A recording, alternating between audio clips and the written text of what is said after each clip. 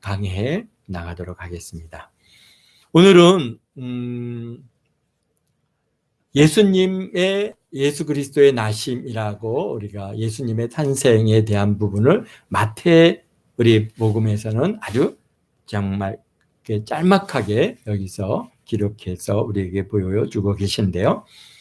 제일 먼저 예수 그리스도의 나심은 이러하니라. 예수님은 다윗의 후손이셨고 우리 아브라함의 후손이시고 아브라함에서부터 다윗까지 14대, 다윗에서부터 또 바벨론으로 잡혀갈 때까지 14대, 또 바벨론에서부터 요셉까지가 14대 이렇게 해서 그런 14대, 14대, 14대의 때를 이루어서 오늘에 이르게 되었는데요. 그때 예수 그리스도의 나심은 이러하니라. 그의 어머니 마리아가 요셉과 약혼하고 동거하기 전에 성령으로 잉태된 것이 나타났더니 그랬습니다.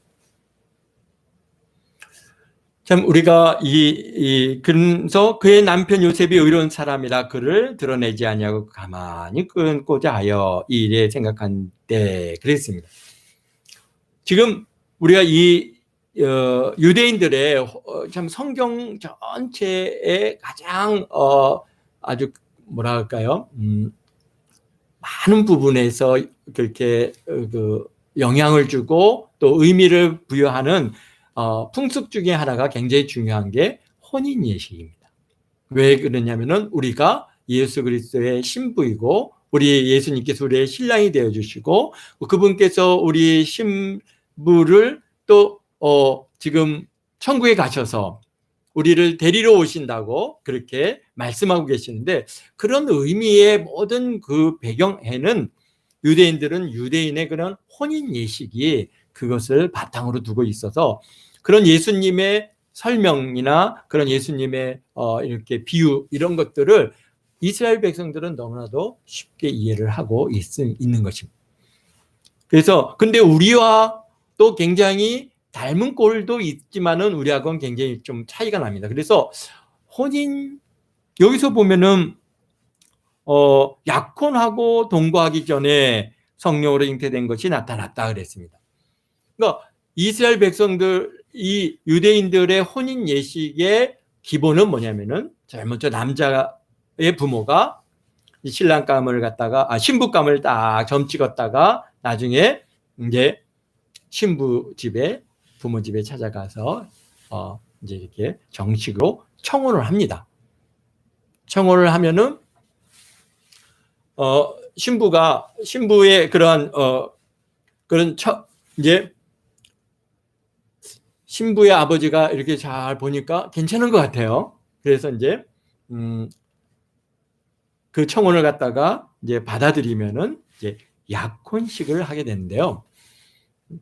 이렇게 여러 형태도 있지만 오늘날까지도 계속 이어지는 것 중에 하나는 그렇게 이제 뭐냐면은 신랑이 신부에게 포도주를 갖다가 이제 이렇게 주면은 그 포도주를 받아서 마시면은 그러면은 이제 약혼이 성사가 되는 겁니다. 그러니까 근데 신부의 마음이 예쁘니까 신랑이 전혀 마음에 안 들어요. 그러면은 포도주를 갖다가 주는 그 포도주를 마시지 않으면은 그러면은 그 혼인이 이렇게 성사되지 못한다고 합니다. 그러니까 신부도 전혀 뭐 이렇게 그 혼인에 대해서 자기 의견을 얘기할 수 있는 기회가 없는 것은 아닙니다. 그렇지만은 분명한 것은 부모가 이렇게 서로 부모 간에 이렇게 서로 간에 결정을 하고 그리고 그것이 청혼이 되면은 이제 청혼이 받아지게 되면은 약혼식을 거행하게 되는데요. 약혼식은 대략적으로 어떻게 하냐면 신랑이 신부의 집에 이게 뭐라고 해요? 지불금이라고도 얘기를 하는데요. 신부에 대한 지불금을 가지고 이제 찾아갑니다. 찾아가서 그 지불금을 갖다가 이제 신부 아버지에게 딱 드리면은 신부 아버지가 이렇게 딱 보고 그게 이제 갖고 온 금액이 마음에 흡족하면은 오케이 하고 그렇지 않으면은 안 되는데 거절하면은 안 되는 겁니다. 그러니까 이게 지참금하고는 다른데요. 지불금은 그러니까 신부에 대한 어떤 대가를 지불하는 그런 내용의 지불금인데요.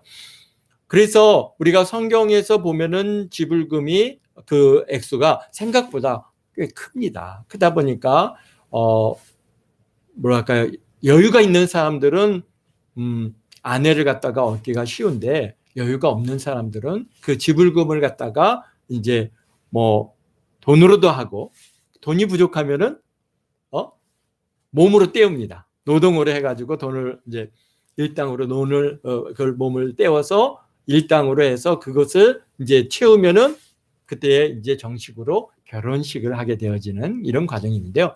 그런 예를 어디서 볼 수 있습니까?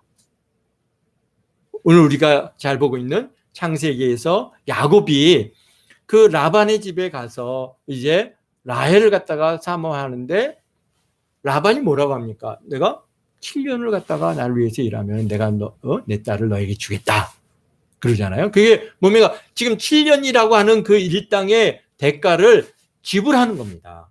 지불해서 라헬을 갖다가 자기 아내로 맞이하는 그런 개념이에요. 그러니까 왜 7년을 일했는가? 사람들은 이상하다 생각하지만은 그렇지 않은 겁니다. 7년을 동안에 그 아내에 대해서 지불금을 내고, 그리고 이제 라헬을 얻는 건데요. 그러면 이제 약혼을 하게 됩니다. 약혼을 하게 되면은 신부를 데려가는 게 아니라 어떻게 해요? 신부는 그냥 신부 집에 그대로 있고, 신랑은 이제 아버지 집으로 가서 뭘 합니까? 신부가 오면은 같이 거할 자기 처소를 갖다가 마련하는 거죠. 우리 예수님께서도 어떻게 합니까? 지금 천국으로 가셨죠?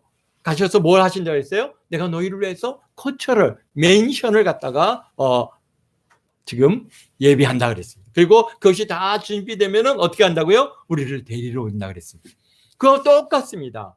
똑같이 뭡니까? 우리 신랑들도 가가지고 신부를 위해 데리고 와서 같이 살 집을 다 마련해서 그게 이제 준비가 되면은 가서 신부를 데리러 갑니다.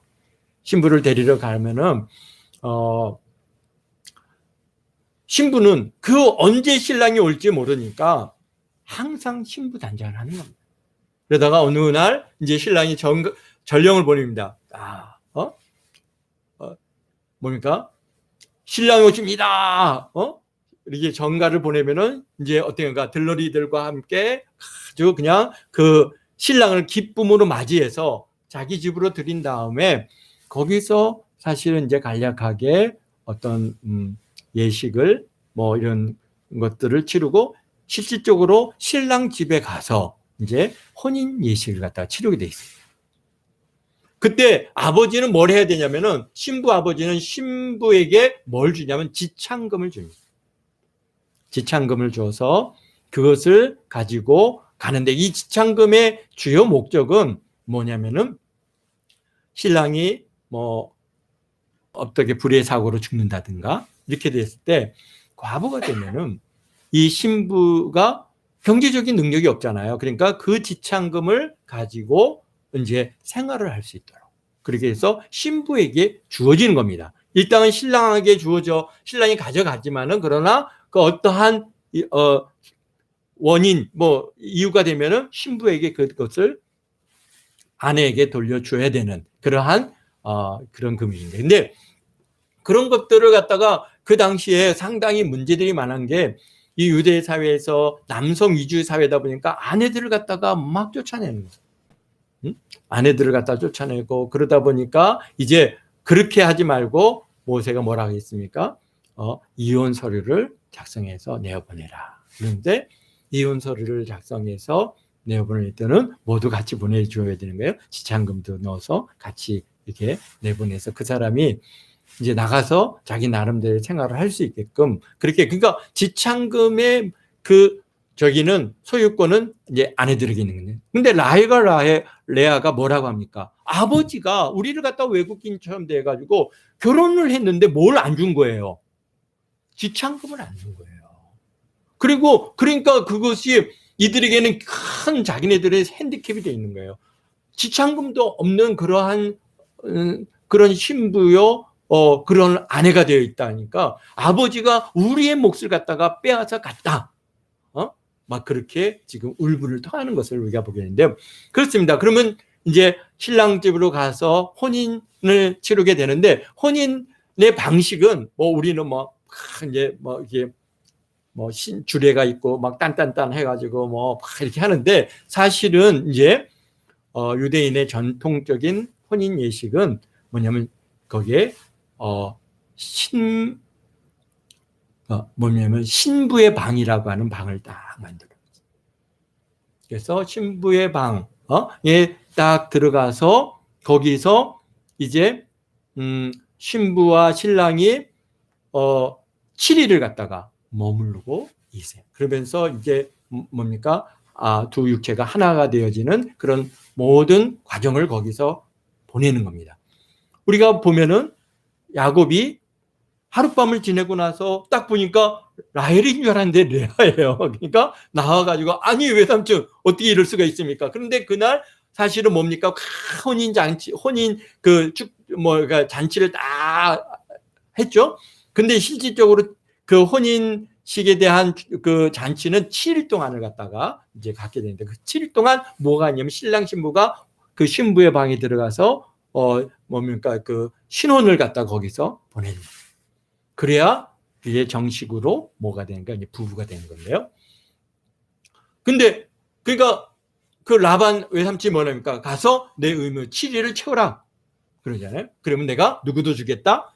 라헬도 주겠다. 그래서 7일이라고 한 시간이요, 그게 벌써 창세기 이 시대부터 그게 그대로 지금까지도 이어져 내려오는데요. 지금 현대 유대인들의 결혼식을 보니까 그렇게는 안 합니다. 그렇게는 안 하고 보니까 이렇게 이제 신랑 신부가 와서 신부의 방에 들어갑니다. 들어가서 한 10분, 20분 동안 거기서 이렇게 같이 기도하고, 그리고는 나와가지고 이제 랍비가 주례를 서가지고 같이 이제 이렇게 하나님의 말씀을 읽고, 그 다음에 혼인 서약을 하고. 근데 혼인 서약은 계약서와 같습니다. 내가 아내를 데려오면은 내가 이 사람을 위해서 어떠한 것들을 해 주겠다고 하는 그런 서약입니다. 그래서 거기 계약이죠. 계약을 쓰고 그 다음에 증인들이 사인을 하고, 그렇게 해서 그것을 갖다가 이제 정식 혼인으로 이렇게 받아들이게 되는데요. 근데 그 신랑이 이 약혼의 시간들이, 신랑이 대략적으로 보통 한 1년 정도인데, 신랑이 저희가 이게 능력이 없어가지고 집을 바로 마련을 못해요. 그러면 어떻게 합니까? 그게 1년이 될 수도 있고 더 길어질 수도 있습니다. 야곱은 몇 년을 했어요? 7년을 걸렸어요. 7년을. 그러니까 그런 것들로 봐서는 이게 뭐 딱 그게 정해져 있는 시간은 아니지만은 일반적으로는 한 이게 1년 정도인데, 그게 정혼 기간이라는 것이.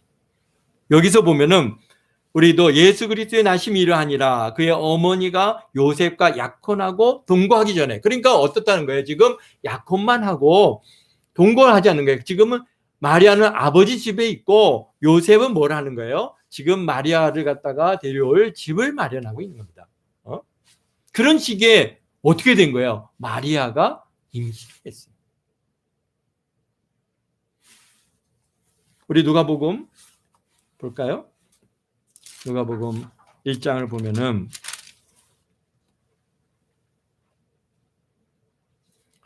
1장 26절에 보면은 여섯째 달에 천사 가브리엘이 하나님의 보내심을 받아 갈릴리 나사렛이라고 하는 동네에 가서 다윗의 자손 요셉이라고 하는 사람과 약혼한 처녀에게 이르되, 그 처녀의 이름은 마리아라. 그에게 들어가 이르되, 은혜 받은 자여 평안할지어다, 주께서 너와 함께 하시노다. 그러면서 처녀가 그 말을 듣고 놀라 이런 인사가 어찌함인가 생각하며 천사가 이르되, 마리아여 무서워 말라, 무서워 말라, 내가 하나님께 은혜를 입었느니라. 보라, 내가 잉태하여 아들을 낳으리니 그 이름을 예수하라. 그래서 지금 수태고지 가브리엘 천사가 마리아에게 와서 예수님을 갖다가 임신할 것을, 수태를 지금 고지하는 그런 장면을 보게 됩니다.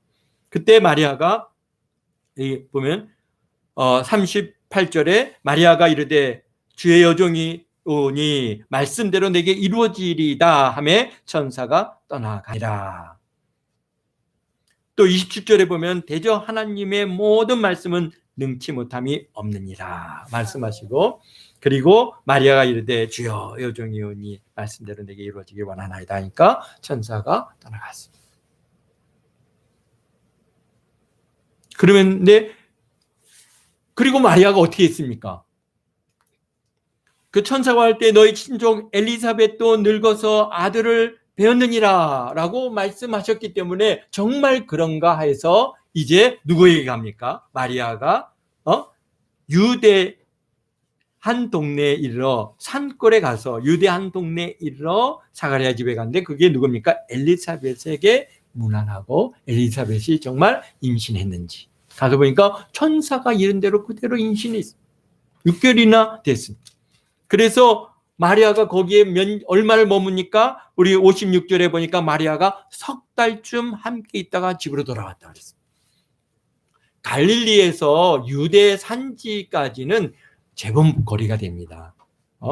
갈릴리는 아주 산골 마을이에요. 갈릴리도 굉장히 그곳이 산의 높은 산지에 만들어진 자그마한 마을인데 거기서부터 이제 마리아가 누구를 만나러 갑니까? 엘리사벳을 만나기 위해서 유대 광야 산지까지 가는데 거기가 이렇게 이번에 다녀와 보니까 거리가 그렇게 만만한 거리는 아닙니다. 꽤 굉장히 먼 거리예요. 며칠을 가야 할 수 있을 정도로 먼 거리고 그 다음에 유대 산지는 굉장히 거칠고 우리가 일반적으로 쉽게 접근하기 어려운 지역이에요. 그래서 그 동네까지 마리아가 가는 데는 꽤 그래도 나름대로 시간이 걸렸을 것이고 거기에 머물러서 3개월을 머물렀다가 왔어요. 그때 엘리사벳이 마리아가 오는 걸 보고 정말 거기에 뭡니까? 그 예수님을 잉태한 것을 마리아가 알고 엘리사벳이 알고 거기에 감동이 돼서 막 이제 그 찬양을 올려드리는 내용들이 이제 우리 누가복음에 있는데요. 그러니까 그리고 3개월이 지나서 너 어디로 온 거예요? 오늘 읽은 이제 마태복음으로 나사렛에서 돌아온 거예요. 3개월이라고 하는 시간이 어떤 건지 알겠죠? 대략 보면은 우리가 여성들이 임신을 하게 되면 한 3개월 정도 뭐가 있습니까? 임신 초기에 뭐 이렇게 그런 걸 뭐라 그러죠?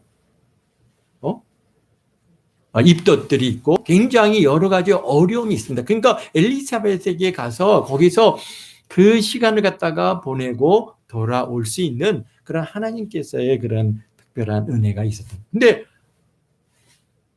요셉은 이제 깜짝 놀란 거죠.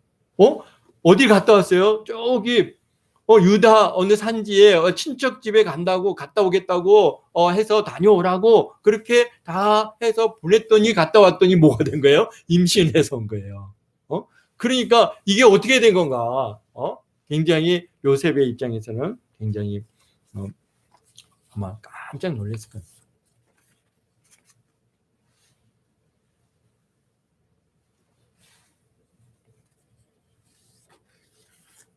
근데 여기서 보니까 19절에 그의 남편 요셉은 그러니까 지금 정혼 기간이고 약혼 기간이지만은 이미 부부입니다. 그래서 남편이라고 얘기하고 또 여기서 뭐라고 합니까? 20절에 보면은 내 아내 마리아를 데려오기를 무서워하지 말라. 그래서 아내라고 불러줘요.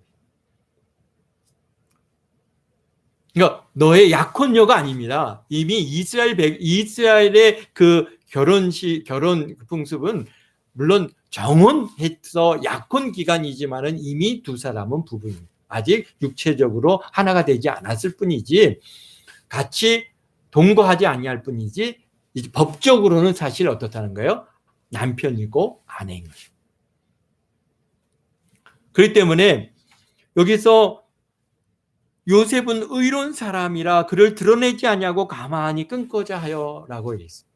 그러니까 무슨 얘기입니까? 아니 엘리사벳 친척 집에 다녀온다고 갔다 오더니 마리아가 임신을 했대요. 근데 이게 두 부부 사이에서만 아는 문제죠. 다른 사람이 볼 때는 요셉이 야, 너 정혼 기간에 어떻게 마리아 마리아를 갖다가 이렇게 해서 아기를 갖겠느냐, 사람들이 아마 굉장히 질타를 받았어요.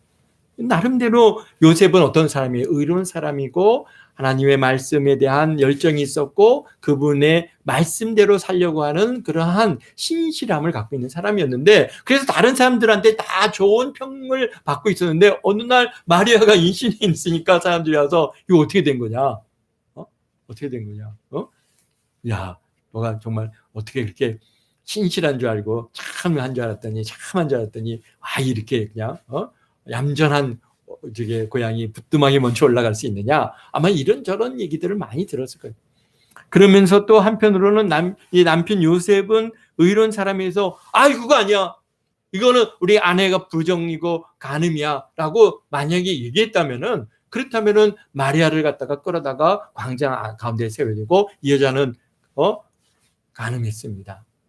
그러면은 어떻게 하면, 그리고는 돌을 들어서 그를 쳐서 죽여야 돼요. 레위기 20장 10절에 보면 이웃의 아내와 간음한 자는 그 간부와 음부를 반드시 죽이라 하고 하나님께서 레위기에 율법으로 주셨습니다. 그렇기 때문에 마리아는 정말 사실은 그런 여종이오니 주님의 뜻대로 되기를 원합니다라고 하는 말씀대로 되기를 원합니다, 그 말에 굉장히 두려운 문제인 것은 그것이 어떻게 이 일이 이루어갈지 아무도 모르는 겁니다. 자기 목숨을 내놓을 수밖에 없는 그런 위기에 빠질 수 있습니다. 그런데 요셉이 만약에 그를 데려다가 그렇게 했으면은 그럼 어떻게 됐습니까? 돌에 맞아 죽는 것이죠. 근데 여기서 조용히 드러내놓지 아니하고 가만히 끊고 됐다라는 얘기는 뭘까요? 그냥 나 모르는 일인데 이렇게 우리 그냥 헤어집시다 이런다고 헤어질 문제는 아니잖아요. 이미 정혼을 해서 아내고 남편이니까. 그런 건 무슨 얘기예요? 이혼 증서를 써서 당신 나와 우리 헤어집시다. 그래서 내보내고자 하는 그런 뜻을 갖고 있었다. 당시에 여성들의 위치가 너무나 열악해서 남편이 이혼할 수 있는 사유가 여러 가지가 있는데요. 참 이게 말도 안 되는 사유들이 많이 있습니다. 그 중에 하나가 아내가 알지 못하는 남자와 말하는 것을 남편이 보면은 당신 이혼합시다. 그러면 이혼해야 되는 거예요. 이게 어떻게 안 돼, 못합니다, 그런 게 없어요. 그러니까 남편이 그냥 이혼해, 그럼 이혼하는. 또 두 번째는 뭡니까? 아내가 음식을 태우면은 음식 태웠어, 이혼해, 그러면 이혼해야 되는 겁니다. 현대 우리 사회하고는 우리가 완전히 달라서 좀 이해가 안 되는 부분인데, 또 세 번째는 들에 나가서 일을 하다가 개에 물려가지고 들어왔는데 아내가 즉시 치료를 해줘야 되는데 즉시 치료를 안 해줘요? 그러면은 우리 이혼합시다, 그러면은 이혼하는 거예요. 그 다음에 네 번째가 더 황당한데요. 뭐냐면요, 다른 아내보다 매력이 없다고 느껴질 때 이혼합시다, 그러면 이혼하는 거예요. 당신 다른 사람보다 매력이 없어, 우리 이혼해, 그럼 이혼해. 그러니까 참 이렇게 남편들이 아내를 갖다가 이혼할 수 있는, 참 우리나라의 칠거지약하고 보다도 훨씬 더 말도 안 되는 얘기잖아요. 그런 일들을 갖다가 지금 유대 사회에서 그 당시에는 그러니까 그냥 지금 여기에 요셉이 조용히 그냥 이혼증 써서 우리 이혼합시다 하고 이혼하려고 하는 그런 마음을 그가 갖고 있었던 것이죠. 그러면 마리아는 어떻게 되는 거예요? 목숨은 살 수 있습니다. 왜? 이혼 당한 여자로 살아가는 거지 가늠한 여자로 살아가는 것이 아니거든요.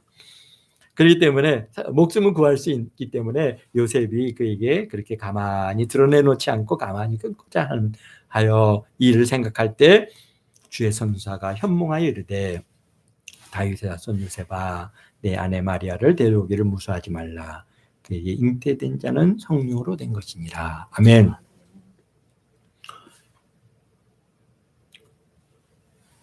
참 주의 천사가 나타나서 요셉에게 마리아 데려오는 것을 두려워하지 말라. 그가 임신을 했는데 그것은 성령으로 잉태된 것이다.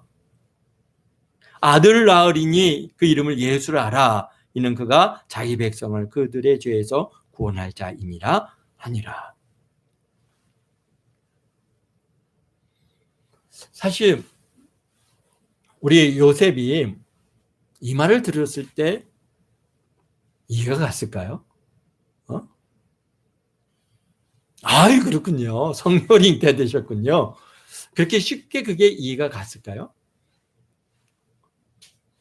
그러나 요셉의 경우에 이 사람은 어떤 사람이에요? 그는 의로운 사람이다 라고 이렇게 하나님께서 말씀하신 것으로 봐서, 그는 뭐에 대한 우리가 의롭게 되는 게 뭐 착하게 자라가는 것이 의로운 거 아니잖아요. 착하다고 해서 의로운 것이 아니죠. 그의 성품이 이렇게 착하다고 해서 의로운 게 아니라 하나님의 말씀에 대한 그의 열정이 있어요. 하나님의 말씀을 열심히 사모하고 그 말씀대로 살고자 하는 그런 열정이 누구에게 있었어요? 요셉에게 있어요. 그래서 정말 뜻대로 하나님의 말씀을 갖다가, 요즘도 보면은 이렇게 계속해서 유대인들의 삶을, 현재 유대인들의 삶을 이렇게 영상으로 남겨놓은 것들을 보는데요. 그들이 하나님의 말씀에 대해 얼마나 사모하는 마음을 갖고 살았느냐. 매일같이 말씀을 읽고, 또 기회가 있으면은 그 말씀을 붙들고 기도하고, 정말 우리들이 정말 우리가 저렇게 유대인들은 저렇게 사는데 우리는 정말 저분들보다 더 열정을 가지고 예수님을 사랑하면서 살아가는가라고 하는 도전을 굉장히 많이 봤어요. 그러니까 당시의 유대인들도 뭡니까? 이 요셉이라고 하는 사람이 그렇게 하나님의 말씀에 대한 나름대로의, 지금도 그들이 성경을 읽고, 그리고 그 성경을 가지고 같이 대화하고, 그 자기가 생각하는 것들, 또 하나님의 뜻을 갖다가 서로 나누고 하는 그런 것들이, 이런 토론 문화가 이 유대인들에게는 굉장히 중요한 교육 방식이에요. 그러니까 지금 이 요셉도 하나님의 말씀을 많이 그렇게 훈련받고 그 말씀 안에서의 이해도가 돼 있습니다. 그러니까 성령으로 잉태되었다라고 말씀하셨대. 그가 뭘 그렸겠습니까? 첫 번째로 뭡니까? 그래. 창세기 3장 15절이죠. 뭡니까? 여자의 후손을 올 텐데 여자의 후손이 내 머리를 상하게 할 것이다 라고 하시는 여자의 후손으로 오신 이에 대해서 말씀하십니다. 여자의 후손은 누굽니까? 바로 성령으로 잉태되지 않으면 다 아담의 후손이잖아요. 그러니까 벌써 여기서 성령으로 잉태되었다고 하시는 이 말씀을 딱 들을 때 그는 아마 창세기 3장 15절 그러면은 그런가? 여자의 후손인가? 메시아고 그리스도인가? 그런데 여기에 보면요, 그냥 말씀하신 게 아니라 22절에 이 모든 일이 될 것을 주께서 선자로 하신 말씀을 이루려 하시니 이르시되, 뭐라고 해요? 같이 읽어볼까? 23절. 보라, 처녀가 잉태하여 아들을 낳을 것이요 그 이름은 임마누엘이라 하리라. 아멘. 어디 있는 말씀이에요? 이사야서 7장 14절에 있는 말씀을 누가? 주의 천사가 거기에 뭡니까? 주의 사자가 현몽하여서 요셉에게 딱 주시는 말씀이 그 뭐예요? 하나님의 말씀을, 보라 처녀가 잉태하여 아들을 낳을 것이요 그의 이름을 임마누엘이라. 그 말씀에 완전히 요셉이 어떻게 된 거예요? 무장해져야 됐다. 왜? 그가 그 말씀에 대한 사모함이 있었어요.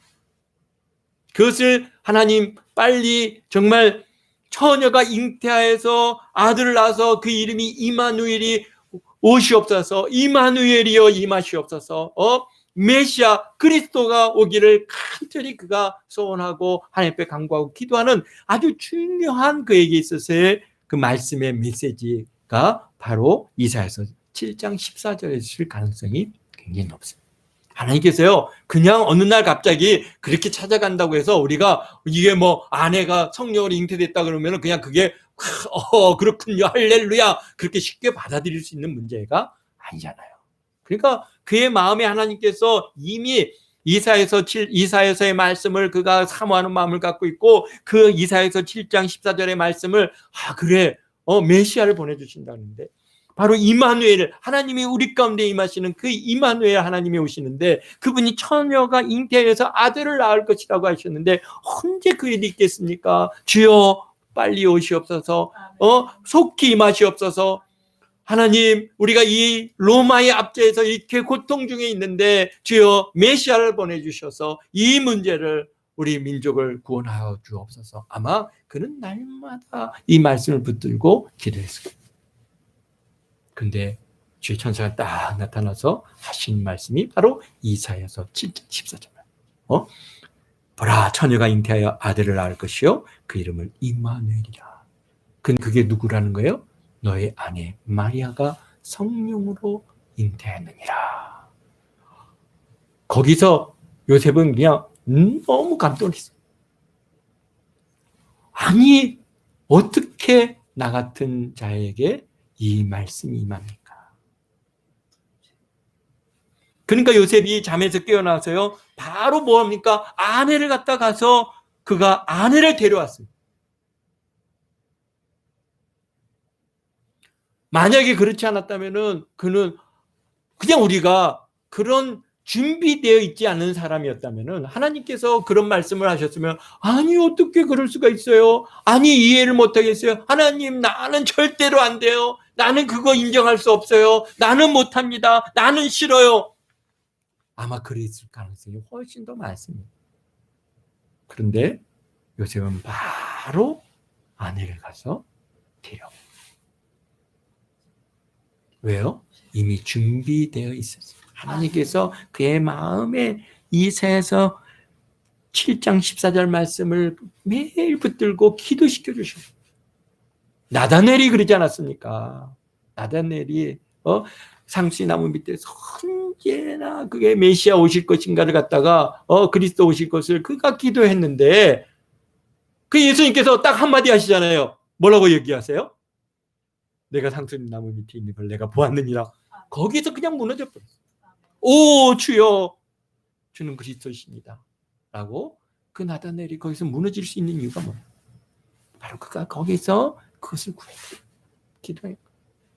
마찬가지로 요셉도 그가 의로운 사람이었어요. 하나님에 대한 그런 열정이 있었어요. 그리고 하나님의 나라가 속히 임하기를 구했고 바로 이 말씀을 그가 날마다 묵상하면서 우리 사모님도 그냥 성경을 폈다 하면 이사야서 몇 장이라고 내가 아는데요. 그 몇 장을 갖다가 막 포기하는 것처럼 아마 요셉도 성경을 갖다가 딱 토라를 열기만 하면 이사야서 7장 14절이 그냥 그에게 팍 제일 처음에 그게 무슨 뜻인지 잘 이해를 못했을 겁니다. 근데 그의 마음에 소원을 주게 하시고 기도케 하시고 그래서 기도하고 기도하다 보니까 하나님께서 현몽하여서 이 말씀을 딱 그에게 주시니까 할렐루야 아멘. 그리고 그러니까 그 아내를 가서 데려왔어요. 주의 사자의 분부대로 행하여 그의 아내를 데려왔다. 그리고 25절에 아기 낳기까지 동침하지 아니하였더니 나음의 이름을 예수라했다. 이미 요셉은 준비되어 있던 사람. 이 아이는 성령으로 잉태되었기 때문에 이 아이에게 뭡니까? 해가 되어지는 일을 전혀 안 해요. 그래서 그가 나을 때까지 동침하지 않겠어요. 우리가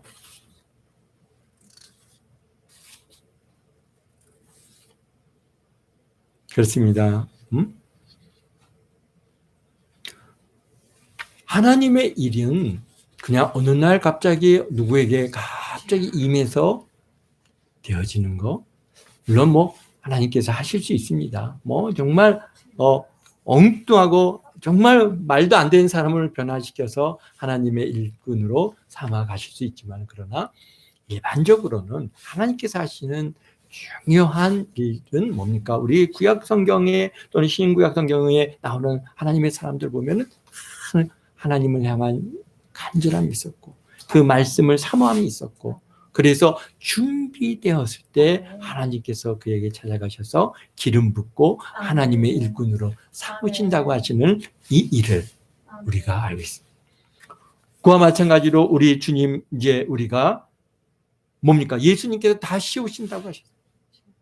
그 다시 오시는 주님을 우리가 기다리고 사모하고 기다리고 신부 단장 열심히 하는 게 바로 우리가 해야 할 일입니다. 응? 우리가 그럴 때 그 사모하는 마음, 그냥 하나님 사랑하는 마음이 하나도 없는데, 사모하는 마음이 없는데 주님께서 임하였다 그러면 할렐루야 주 예수 어서 오시옵소서가 하고 그 주님 앞에 나갈 수 있겠냐 말이에요. 그렇지 않겠죠. 우리가 사모하는 마음이 언제나 오실까? 오늘에 오실까? 내일 오실까? 주여 속히 오시옵소서.